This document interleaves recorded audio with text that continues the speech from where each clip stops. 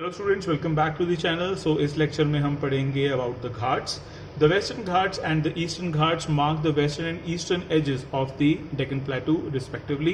Deccan plateau जो है उसका जो वेस्ट पार्ट है, जो वेस्टर्न मोस्ट पार्ट है वो है वेस्टर्न घाट, और जो ईस्टर्न मोस्ट पार्ट है वो है ईस्टर्न घाट।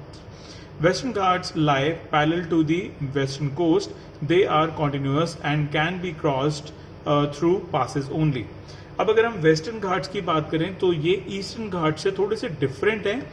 जो वेस्टर्न घाट्स हैं वो वेस्टर्न कोस्ट के बिल्कुल पैरेलल है, ठीक है। लेकिन अगर हम ईस्टर्न घाट्स के बारे में बात करते हैं तो वो बिल्कुल पैरेलल नहीं है, वो हल्का सा स्लांट है। They are continuous. जो वेस्टर्न घाट्स है वो कॉन्टिन्यूअस है, लेकिन जो ईस्टर्न घाट्स हैं वो इरेगुलर है, वो कॉन्टिन्यूअस नहीं है। And can be cross through passes only. सिर्फ पासिस के थ्रू। पासिस समझते हैं ना आप? पासिस का मतलब होता है दो माउंटेन्स के बीच का जो रास्ता होता है उसको हम पास बोलते हैं। सो अगर क्रॉस करना है हमें वेस्टर्न घाट्स को तो वो पासिस से ही पॉसिबल है, लेकिन जैसे कि मैंने आपको बताया कि जो ईस्टर्न घाट्स हैं वो कॉन्टिन्यूअस नहीं है, तो इसलिए वहां पे पासिस की जरूरत नहीं पड़ती। लोकेट द थल, भोर and Pal Ghats in the physical map of the India. तो आपको ये तीन घाट्स जो है उसके बारे में पता होना चाहिए।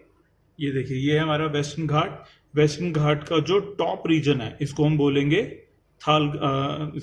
थल घाट, ठीक है। देन इसके बाद गोवा के पास आता है भोर घाट, ये है मुंबई में, ये है गोवा में। एंड देन इसके बाद हमारे पास केरला में आएगा पाल घाट, ठीक है। तो ये पूरा का पूरा हमारा वेस्टर्न घाट है। The western Ghats are higher than the eastern Ghats. Their average elevation is 900 to 1600 meters as against 600 meters of the eastern Ghats. Western Ghats जो हैं उनकी जो एलिवेशन है वो 900 मीटर्स से लेके 1600 मीटर्स की है, लेकिन अगर हम ईस्टर्न घाट्स की बात करते हैं तो वो सिर्फ और सिर्फ 600 मीटर्स तक की हाइट के ही हैं। सो वेस्टर्न घाट्स जो हैं वो हायर हुए और जो ईस्टर्न घाट्स हैं वो उनसे लेसर हाइट पे है। The eastern Ghats stretch from the Mahanadi Valley to the Nilgiris in the south.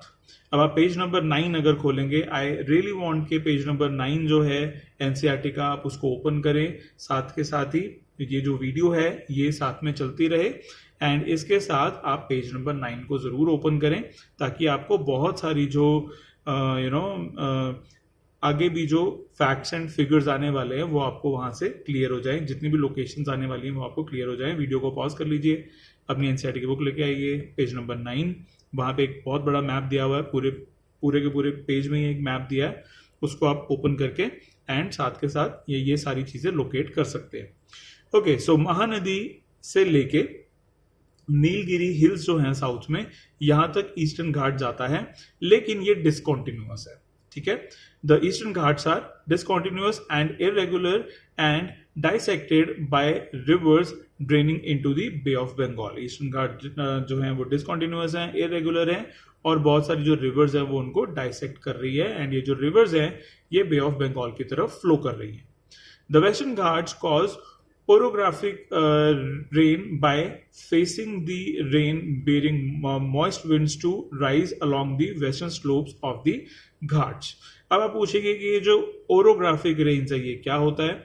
So I will say कि जो ओरोग्राफिक रेन है इसका मतलब होता है कि मान लीजिए कि यहाँ पे हमारे पास एक माउंटेन है एंड यहाँ से क्लाउड आ रहा है, ठीक है।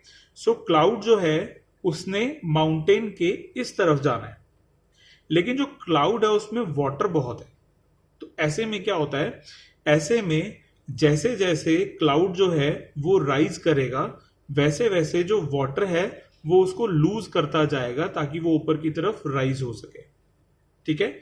सो जब कोई बारिश इस वजह से होती है कि क्लाउड को अपने आप को लाइट करना होता है, और इस वजह से वो इस साइड में, ठीक है, जब वो इस साइड में यानी कि मॉइस्ट वाली साइड में अगर वो बारिश कर दे, ठीक है, और फिर इस पहाड़ के इस तरफ जब वो क्लाउड पहुंचे तो वो ड्राई हो चुका हो, ऐसी रेन को बोलते हैं ओरोग्राफिक रेन, ठीक है। अगर आप गूगल पे सर्च करेंगे तो वहां पे आपको सर्च करना है westward winds and eastwards winds. ठीक है, सो वेस्टवर्ड विंड्स में आपको पता लग जाएगा कि मैं किस टाइप की रेन के बारे में बात कर रहा हूं। ओके ओके, सो देन इसके बाद यहां पे हमारे पास आया है the western Ghats are known by different local names. The height of the Western Ghats progressively increases from north to south. अगर हम हाइट के बारे में बात करें वेस्टर्न घाट्स की, तो ये नॉर्थ टू साउथ की तरफ बढ़ती हैं, यानी कि जो वेस्टर्न घाट्स है नॉर्थ की तरफ उनकी हाइट कम होगी, एंड जो घाट्स नीचे की तरफ होंगे उनकी हाइट ज्यादा होगी। The highest peaks include the Anaimudi, which is 2695 meters. Western घाट की जो हाईएस्ट पीक है उसका नाम है अनाईमुडी। ओके, एंड दी डोडा बेटा, this one is not important for you. ठीक है, तो अगर आप इसको लोकेट नहीं भी करेंगे तो भी चलेगा। देन इसके बाद है हमारे पास Mahendragiri, which is 1501 meters, is the highest peak in the eastern Ghat. अब पेज नंबर 9 पे ही आपको अनाईमुडी जो हिल्स है वो मिलेंगी टुवर्ड्स द केरला, एंड जो हमारे पास महेंद्रगिरी है ये आपको मिलेगा उड़ीसा की तरफ। ओके, सो पेज नंबर 9 में आप जाके इसको चेकआउट कर सकते हैं। ठीक है, सो वेस्टर्न घाट की जो हाईएस्ट पीक है उसका नाम क्या है, अनाईमुडी, और जो ईस्टर्न घाट की हाईएस्ट पीक है उसका नाम क्या है, Mahendragiri is the highest peak of the eastern ghat.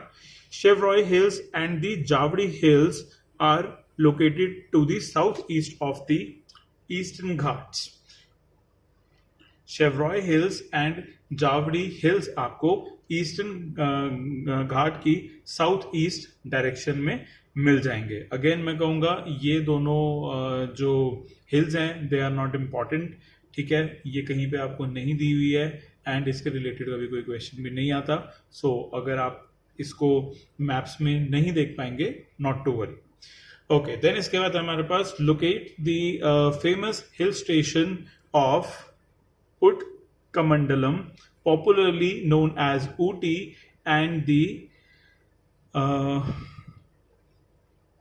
Kodaikanal. ठीक है, it is Kodaikanal. Okay, so mainly इसका नाम ऊटी है और ये ईस्टर्न घाट्स का फेमस हिल स्टेशन है।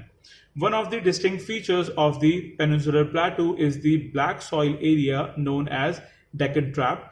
This is of volcanic origin, hence the rocks are igneous. So peninsular प्लेटू जो है हमारा, जैसे कि मैंने आप लोगों को आई थिंक जो फर्स्ट लेक्चर है उसमें आप लोगों को मैंने मैप के थ्रू बताया था। ठीक है, जो हमारा पेनिनसुलर प्लेटू है वो ब्लैक सॉइल से बहुत ज्यादा रिच है। वो ऐसा इसलिए है क्योंकि वॉल्केनिक इरप्शंस यहाँ पे हुई हैं, एंड देन इसके बाद जो यहाँ पे रॉक्स हैं दे आर इग्नियस। इग्नियस क्या होती है मैं आप लोगों को पहले भी बता चुका हूं।